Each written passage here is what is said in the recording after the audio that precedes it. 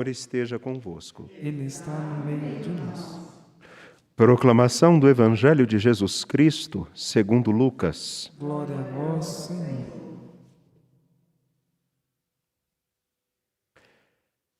Naquele tempo disse Jesus aos seus discípulos: Eu vim para lançar fogo sobre a terra, e como gostaria que já estivesse aceso. Devo receber um batismo, e como estou ansioso para que isto se cumpra.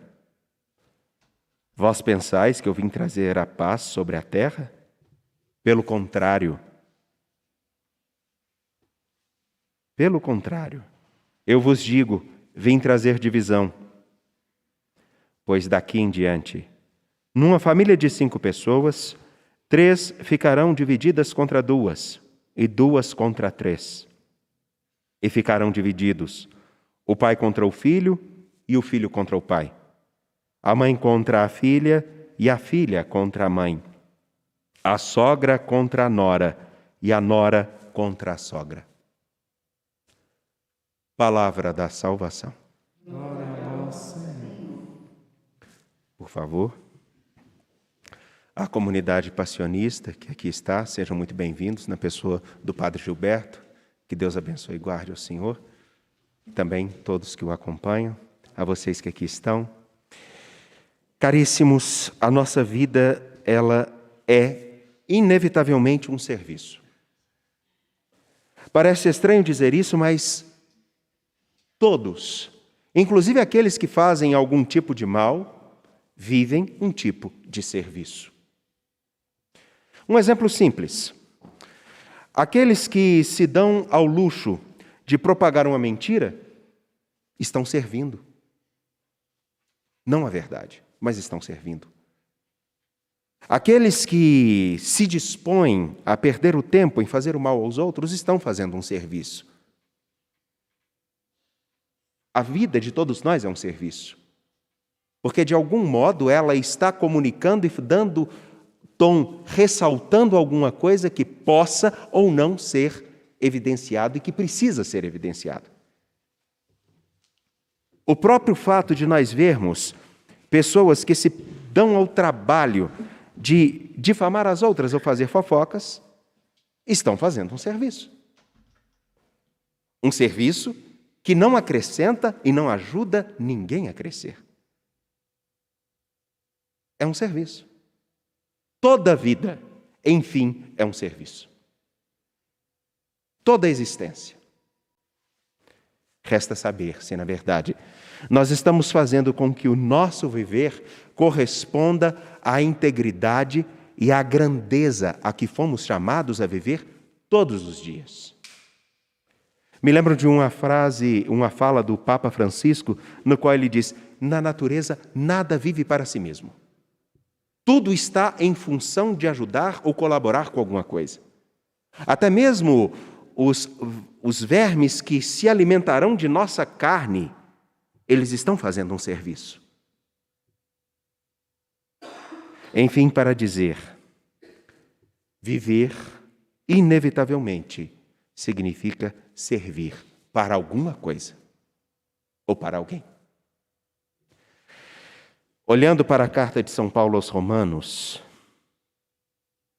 na qual ele diz: outrora oferecestes vossos membros como escravos para servirem à impureza e à sempre crescente desordem moral. Antigamente, antes de conhecerem a Cristo, a vida de vocês servia para alguma coisa. Servia para o culto aos ídolos, servia para a propagação do mal, servia para a violência, servia para a corrupção, e a corrupção aqui porque desde aquele tempo essa palavra não é tão incomum e nem as práticas de corrupção que hoje nós vemos eram incomuns. A vida de vocês anteriormente servia para satisfazer a vocês mesmos ou para satisfazer alguém. Antigamente, vocês ofereciam e deixavam com que a vida de vocês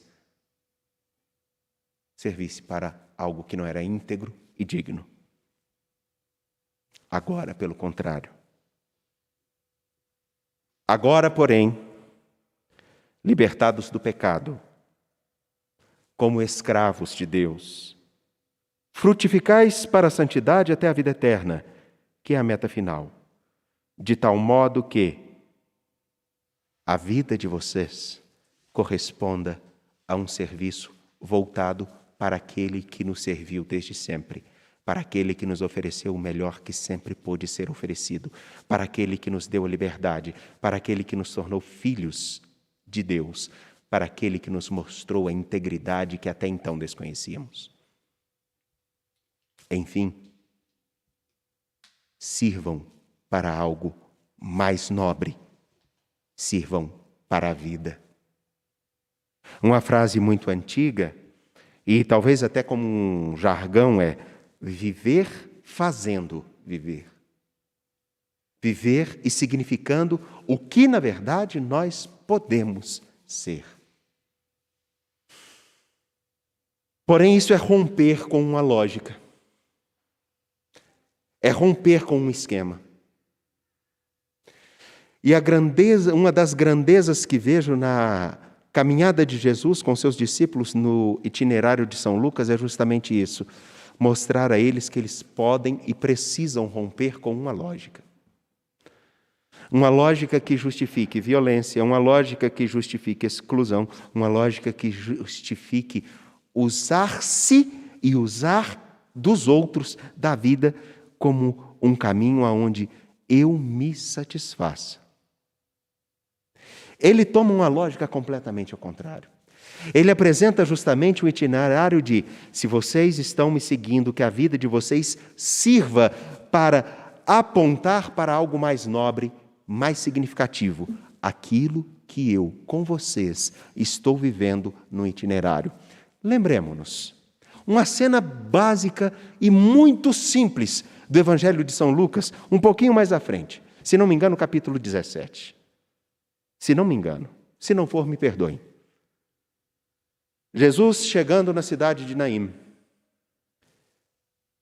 Jesus, ao entrar na cidade, vem uma comitiva junto com ele. Jesus é o Senhor da vida. Jesus é aquele que comunica a vida.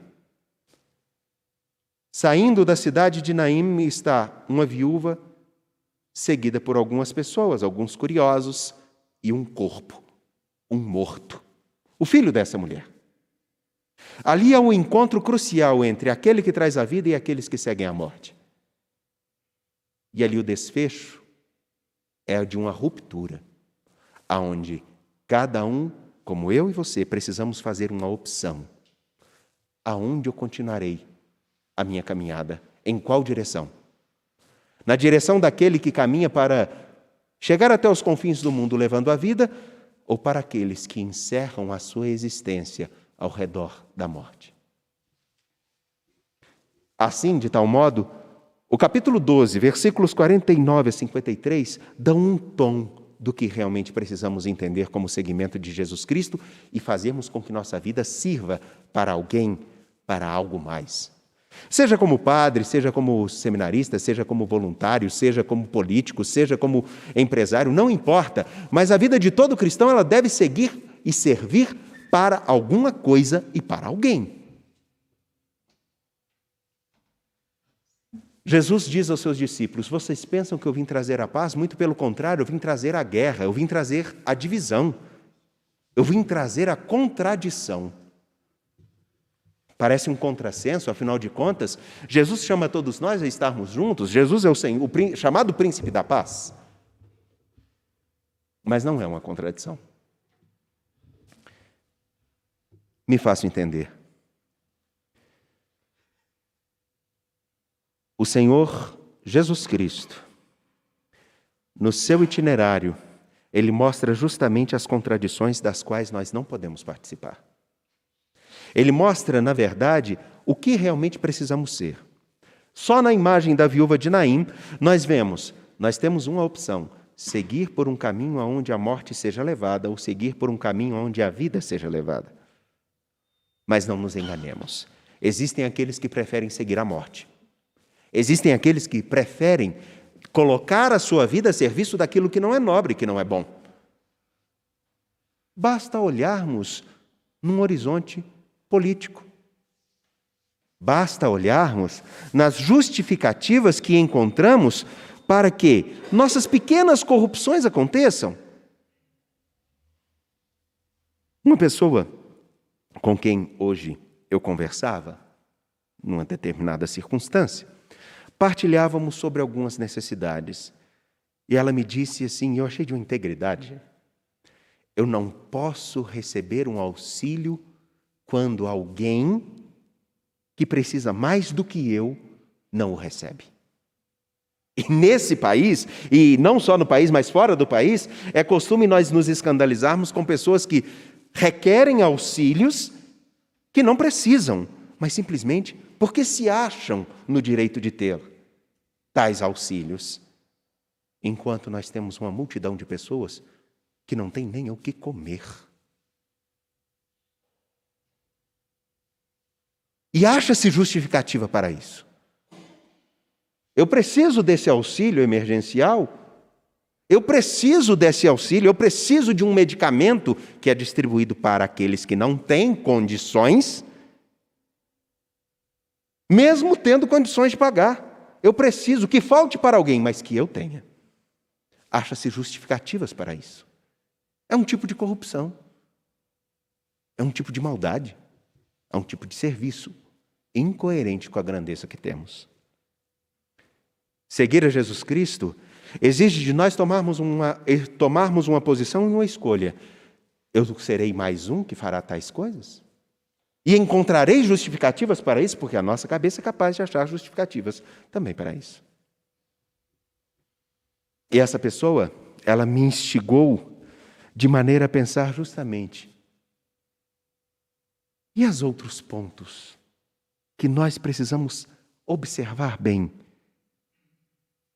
Nos escandalizamos com pessoas que tomam vacina passando na frente das outras?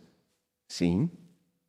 Nos escandalizamos quando vemos uma artimanha política para discutir preços de combustíveis, mas não se discutem a necessidade de alimentos mais baratos? Percebemos uma articulação política para favorecer esse ou aquele em qualquer cenário? Nos escandalizamos com a ingerência jurídica que faz com que aqueles que precisam de um apoio rápido não sejam atendidos, mas aqueles que roubam R$ 23 ficam quase 2 dias dentro de uma delegacia e que tem justificativa para isso? Jesus vem trazer, sim, a divisão. Vem trazer a divisão porque quem assume seguir a Ele precisa ter a clareza: se eu escolhi seguir o Senhor da vida, todas as realidades de serviço para a morte não podem existir no meu proceder diário. Tudo o que eu fizer deve ser para marcar a presença dEle, do Senhor da vida. E isso é muito exigente. Na verdade, ser cristão é mais exigente do que qualquer outra coisa, porque, ao contrário do que muitos pensam, é mais do que simplesmente escutar uma regra: você faça isso e não faça aquilo. É uma regra de pensar todo instante: eu preciso ser o sinal do Senhor da vida nesse momento. O que eu devo fazer? Porque deixa de me tirar do centro e coloca aquela outra pessoa com quem eu interajo. Como eu serei a presença de Cristo para você? É romper uma lógica. E isso faz com que muitos não entendam. Mas quem disse que seguir a Jesus Cristo é para ser entendido? Ele não foi. Daí a carta de São Paulo aos Romanos, ela é crucial para dizer novamente: ou nós estamos seguindo ao Senhor da vida, ou nós não o estamos seguindo. É muito mais do que uma prática moral. Muito mais. Que venha de fora de nós, mas é retirar todos os dias a certeza de que eu não posso corroborar com aquilo que não edifica a vida humana. Eu não posso corroborar com aquilo que não é digno de existir e que eu não quero ver no meu existir e nem existir do mundo. Eu preciso tomar uma posição. E aí, me perdoem, alguns vão achar estranho isso que eu direi. Existem serviços que são dispensáveis. Existem serviços que são dispensáveis. Nós não precisamos daquelas pessoas que aproveitam-se dos outros. Nós não precisamos dessas pessoas. Nós não precisamos daqueles que dizem ter fé, mas se levantam contra aqueles que com eles também têm fé. Não precisamos dessas pessoas. Nós precisamos de pessoas que assumam o seguinte: Jesus olhou para alguém, sentiu compaixão e agiu. Me chama a fazer isso. Como eu farei isso hoje? Mais do que elucubrações ou pensamentos filosóficos, teológicos, nós precisamos de pessoas que consigam traduzir tudo isso numa conduta de vida. E aí me perdoem, vendo aqui a comunidade passionista, eu me lembro de uma frase que é atribuída a São Paulo da Cruz, e eu peço que possam me ajudar. Diz que ele, diante do mistério da paixão, ele diz: eu gostaria de me queimar inteiramente por esse mistério. Ora, quem deseja se queimar inteiramente pelo mistério da paixão, não existe outro caminho senão configurar-se ao Senhor, que, no seu peregrinar, mostra a necessidade constante de romper com o caminho de morte e assumir a vida. Não existe outro itinerário. Ou a nossa vida se torna um serviço qualificado a Cristo, ou nós somos, infelizmente, dispensáveis. Qual a vida que nós queremos? Qual serviço queremos ser? Do ato de limpar um banco, do ato de acolher uma pessoa, do ato de celebrar um sacramento, do ato de cantar uma liturgia, do ato de ficar em silêncio, mas eu ser o sinal de contradição num mundo onde a regra nunca deixou de ser, infelizmente, cada um salve a si mesmo. Não podemos contribuir com essa lógica. Ser cristão, ser discípulo do Senhor Jesus Cristo, é outra coisa.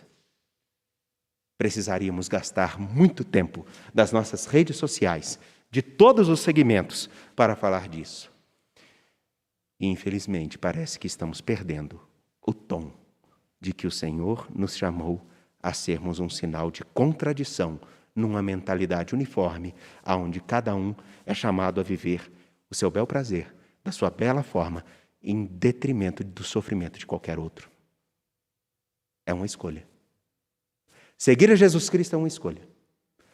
E Paulo, na comunidade, na carta aos Romanos, diz e lembra a eles justamente isso. Sejam vocês judeus ou sejam vocês vindo do paganismo, ou vocês seguem a Cristo, ou vocês não estarão servindo para aquilo que foram chamados. Discípulos da vida. Confiantes no Senhor da história e da graça, apresentemos nossas preces de pé.